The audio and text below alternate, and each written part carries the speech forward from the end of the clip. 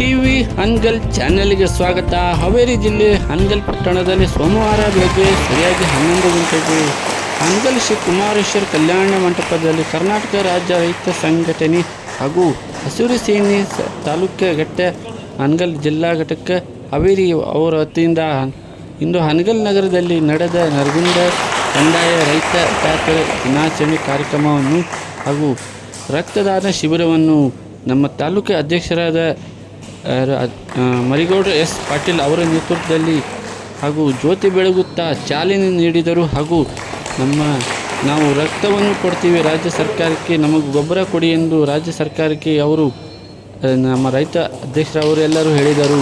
Mayur TV Hanagal channel. ಈ ದಿನವನ್ನ ರೈತ ಹುತಾತ್ಮ ದಿನಾಚರಣೆ ಅಂತ ಆಚರಿಸ್ತಾ ಇದ್ದೀವಿ. ಈ ವರ್ಷ ವಿಶೇಷವಾಗಿ ನಮ್ಮ ಜಿಲ್ಲೆಯೊಳಗ ಪ್ರತಿ ತಾಲೂಕಿನಾಗೂ ಒಂದೊಂದು ಸಲ ಒಂದೊಂದು ವರ್ಷ ಆಚರಣೆಯನ್ನ ಮಾಡೋಣ ಅಂತ ಈ ಒಂದು ವಾರದಿಂದ ಫೈನಲ್ ಮಾಡಿದ್ವಿ. ಈ ವರ್ಷ 1ನೇ ವರ್ಷನ ಹನಗಲ್ನವರು ನಾವು ಮಾಡ್ತೇವೆ ಅಂತ ತಯಾರಾಗ್ಯಾರ. ಹೀಗಾಗಿ ನಮ್ಮ ಆಚರಣೆ 45ನೇ ವರ್ಷದ ಈ ರೈತ ಹುತಾತ್ಮ ದಿನಾಚರಣೆಯನ್ನ ರಕ್ತದಾನ ಮಾಡುವುದರ ಮುಖಾಂತರ ನಮ್ಮ ಹೋರಾಟದ ಕಾರ್ಯಕ್ರಮವನ್ನ ಉದ್ಘಾಟಿಸಬೇಕು. ಈಗ ವೇದಿಕೆ ಮೇಲೆ ಇರುವವರೆಲ್ಲರೂ ಅಲ್ಲಿ ಹೋಗಿ ರಕ್ತದಾನ ಕಾರ್ಯಕ್ರಮ ಪ್ರಾರಂಭ ಎಲ್ಲ ವೇದಿಕೆ ಮೇಲೆ ಇರುವಂತಹ ಅತಿಥಿ ಮೌಲ್ಯರು ಅಲ್ಲಿ ಆ ಕಾರ್ಯಕ್ರಮಕ್ಕೆ ಚಾಲನೆ ಕೊಡಬೇಕಾಗಿದೆ. ಏನೋ ರಕ್ತದಾನ ಎಲ್ಲರೂ ವೇದಿಕೆ ಎಲ್ಲರೂ ಮುಂದಿನ ಅಲ್ಲೇ ಕೂಡಿ ಅದನ್ನಷ್ಟ ಪ್ರಾರಂಭ ಮಾಡಿ ವೇದಿಕೆ ಮೇಲೆ ಇರುವಂತಹ ಗಂಡರನ್ನು ಪ್ರಾರಂಭ ಮಾಡಿಬಿಡ್ತಾರೆ.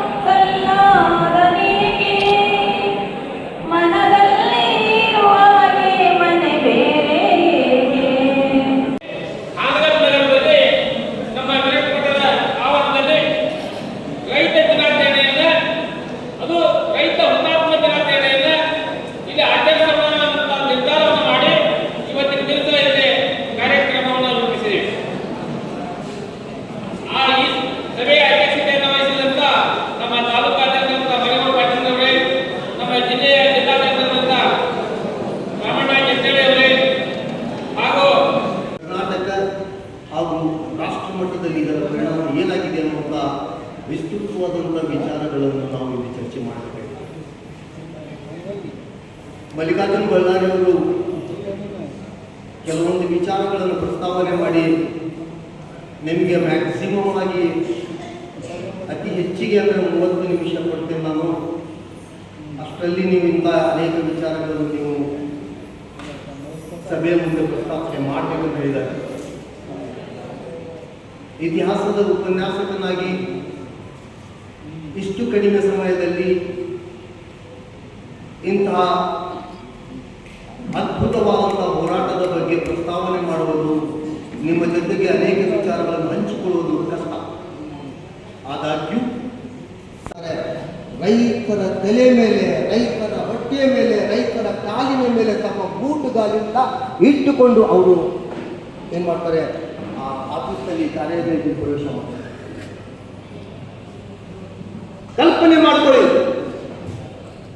ತಮ್ಮ ಮಕ್ಕಳು ಉಪವಾಸ ಇದ್ದಾರೆ, ತಾವು ಉಪವಾಸ ಇದ್ದಾರೆ, ತಮ್ಮ ಸ್ಥಿತಿ ಶೋಚನೀಯವಾಗಿದೆ, ತಮ್ಮ ಸ್ಥಿತಿ ಶೋಚನೆ ಕಷ್ಟವಾಗಿದೆ, ನಮ್ಮ ಭವಿಷ್ಯ ಇಲ್ಲ ಅವರಿಗೆ. ಅಂತ ಸಂದರ್ಭದಲ್ಲಿ ಉಪವಾಸದಲ್ಲಿ ಮಲಗಿದ್ದಾರೆ, ವಿರೋಧ ಮಾಡ್ತಾ ಇದ್ದಾರೆ, ಪ್ರತಿಭಟನೆ ಮಾಡ್ತಾ ಇದ್ದಾರೆ. ಅವರ ಮೇಲೆ ಪೊಲೀಸರು, ನಮ್ಮ ಅಧಿಕಾರಿಗಳು ಏನು ಮಾಡ್ತಾರೆ, ಬೂಟುಗಾಲಿಂದ ಇಟ್ಟು ಅವರ ಮೇಲೆ ಹೋಗಲಿಕ್ಕೆ ಪ್ರಯತ್ನ ಪಡ್ತಾರೆ.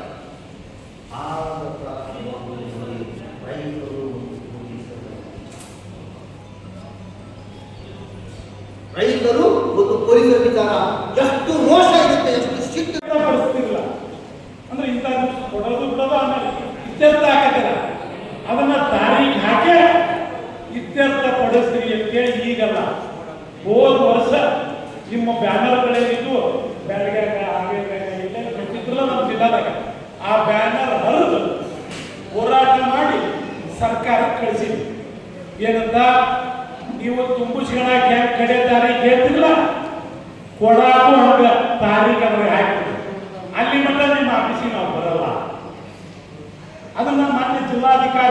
ಕೇಳಿದ್ವಿ, JDU ಹೇಳಿದ್ವಿ, ಅವ್ರ ಪತ್ರ ಬರೆದವ್ರಿ.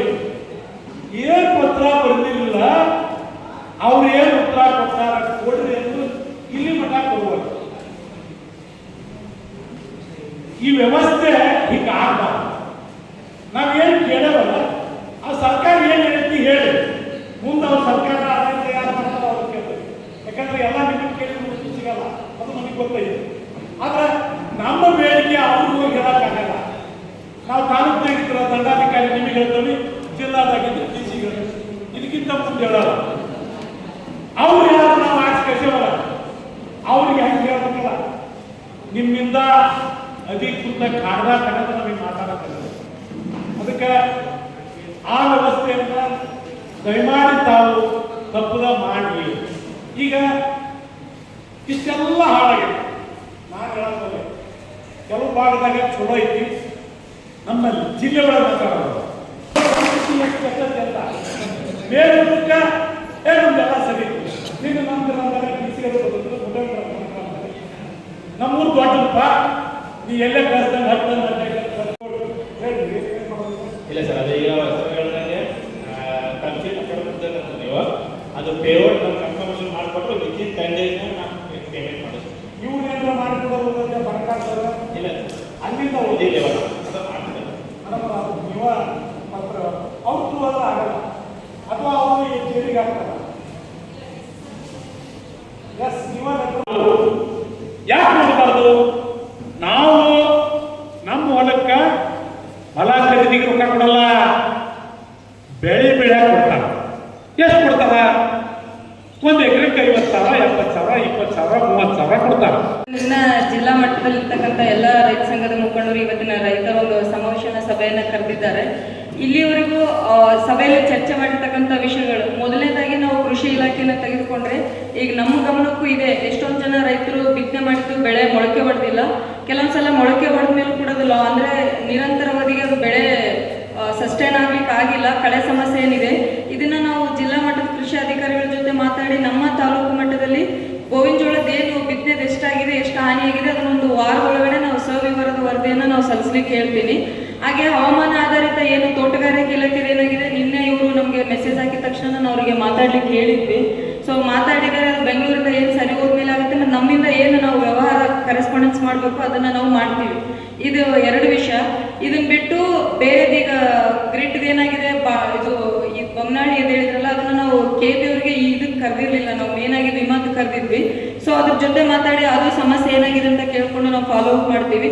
ಸೊ ನೀವು ಹಾಗೆ ನಾವು ನಮ್ಮ ತಾಲೂಕದ ರೈತ ಸಂಘದ ಮುಖಂಡರಿಗೆ ನಾವು ಹೇಳಿದ್ವಿ, ರೈತರಿಗೆ ಏನೇ ಸಮಸ್ಯೆ ಇತ್ತಂದ್ರು, ನಾವೇನೇ ಕೆಲಸ ಒತ್ತಡ ಇತ್ತಂದ್ರು ನೀವು ನಮಗೆ ಪರ್ಸನಲಿ ಕಾಲ್ ಮಾಡಿ ಮೆಸೇಜ್ ಮಾಡಿ ತಿಳಿಸಿ ಅಂತ ಹೇಳಿದ್ರು.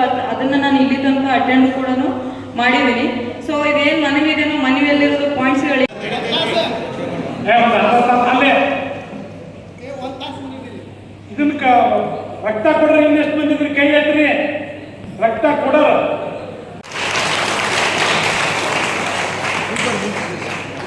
ರಾಜು ಕೊಡ್ತಾನೆ.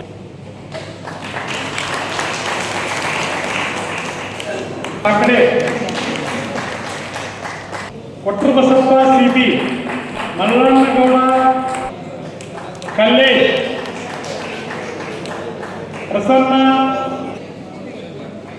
ತಿಮ್ಮಪ್ಪ,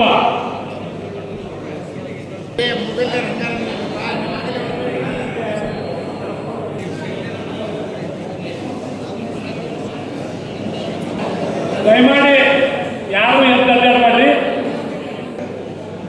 ಯಾರು ಎದ್ದು ಹೋಗ್ಬೇಡ್ರಿ, ಅವಸರ ಮಾಡಬೇಡ್ರಿ.